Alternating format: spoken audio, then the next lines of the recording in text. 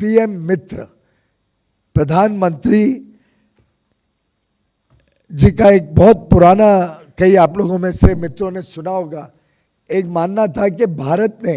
5F पूरे को capture करना चाहिए, यानी फार्म से फाइबर, फाइबर से फैक्ट्री,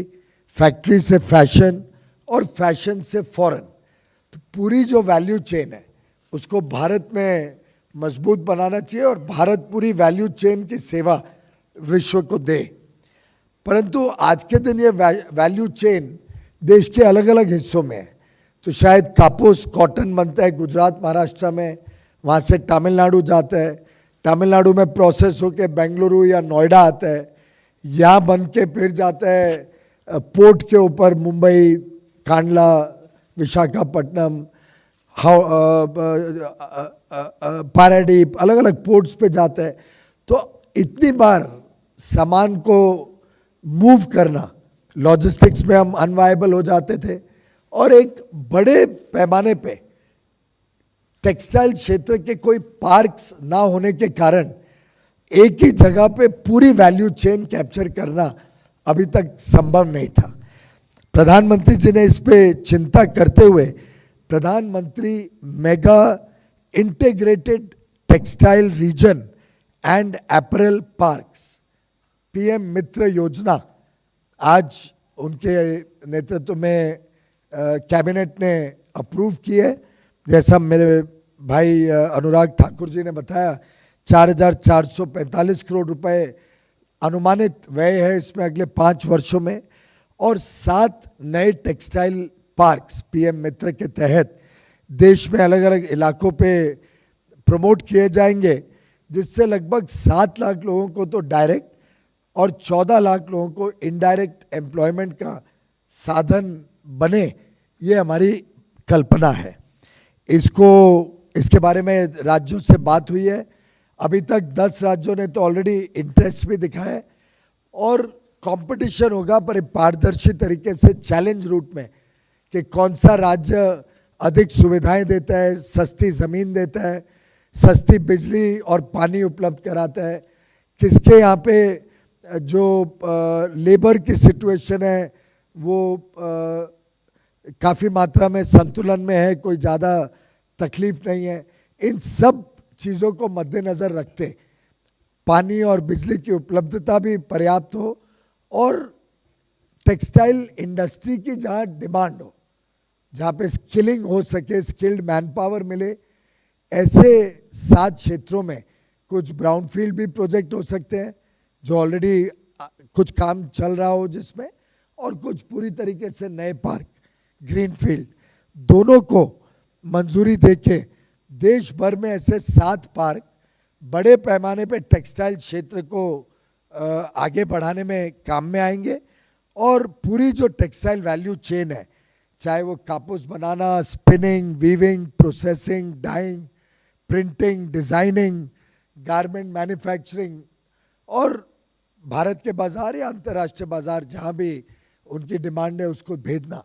इन सबको मद्देनज़र रखते हुए ये एक इंटीग्रेटेड पार्क का कॉन्सेप्ट, इसके 2 अंश होंगे। एक है डेवलपमेंट कैपिटल सपोर्ट, जो प्रोजेक्ट कॉस्ट का 30%, अनुमानित प्रोजेक्ट कॉस्ट 1700 करोड़ रुपए है एक एक पार्क का, 30% यानी 500 करोड़ रुपए नए पार्क में, और जो ब्राउनफील्ड पार्क है जिसमें कुछ मात्रा में काम हो चुका है उसमें 200 करोड़ रुपए तक एक एक पार्क में एज डेवलपमेंट कैपिटल सपोर्ट दिया जाएगा। इसी के साथ साथ जो फर्स्ट मूवर्स हैं, एंकर प्लांट्स लगाएंगे, शुरुआत में जो लोग वहाँ पे आके बड़ा निवेश करेंगे उनके लिए एक कंपेटिटिव इंसेंटिव सपोर्ट, जो पीएलआई के साथ मिक्सअप नहीं होगा, पीएलआई अलग चल रहा है, ये अलग स्कीम होगी। जो लोग पीएलआई में कवर्ड नहीं है और इस टेक्सटाइल पार्क में आते हैं, उनको अगर कुछ ज़्यादा खर्चा होता है नया प्लांट लगाने में, लॉजिस्टिक्स में कोई भी खर्चे एक्स्ट्रा होते हैं, तो उसको ऑफसेट करने के लिए competitive incentive support first come first serve के हिसाब से,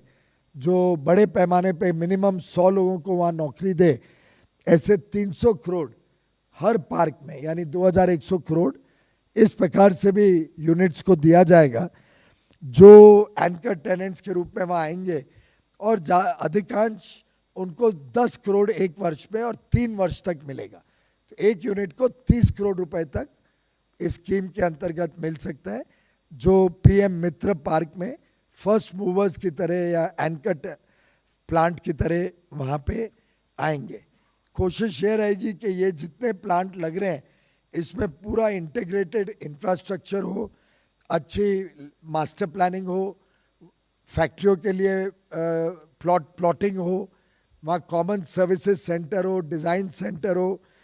रिसर्च एंड डेवलपमेंट सेंटर हो, ट्रेनिंग का एक अंश इसमें रखा गया है, मेडिकल फैसिलिटीज़ हो, ईएसआई वगैरह की, हाउसिंग,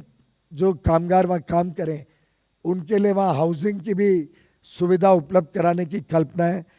आईसीडी या लॉजिस्टिक्स वेयर हाउसिंग वगैरह के लिए भी सुविधाएं बनाई जाएं, ट्रांसपोर्ट की सुविधा हो, कनेक्टिविटी नज़दीक के शहर या क्षेत्र से, थोड़ा बहुत कमर्शियल एरिया भी बने, होटल, दुकानें, शॉपिंग वगैरह। तो एक प्रकार से एक holistic integrated textile processing region बने वो, और उसके इर्द गिर्द फिर उसका इकोसिस्टम भी टेक्सटाइल का बड़ा खड़ा हो। ये कल्पना से आज माननीय प्रधानमंत्री जी ने farm to fibre to factory to fashion to foreign, जो एक कल्पना गुजरात के दिनों से उन्होंने रखी थी और फिर देश के समक्ष भी रखी, उसको कटिंग एज टेक्नोलॉजी के साथ, अति आधुनिक टेक्नोलॉजी भारत में आए, विदेश से भी बड़े मात्रा में निवेश आए, भारत के भी हमारे निवेशक इसका लाभ लें, और जहाँ तक हो सके इसमें हम पब्लिक प्राइवेट पार्टनरशिप को भी प्रोत्साहन देंगे कि अगर कोई प्राइवेट व्यक्ति इस पार्क को लगाने के लिए तैयार हो तो उसकी भी कंपटीशन या बिडिंग करके प्रमोट करेंगे कि मिल के, जो माननीय प्रधानमंत्री जी ने हमें सब कुछ मार्गदर्शन दिया था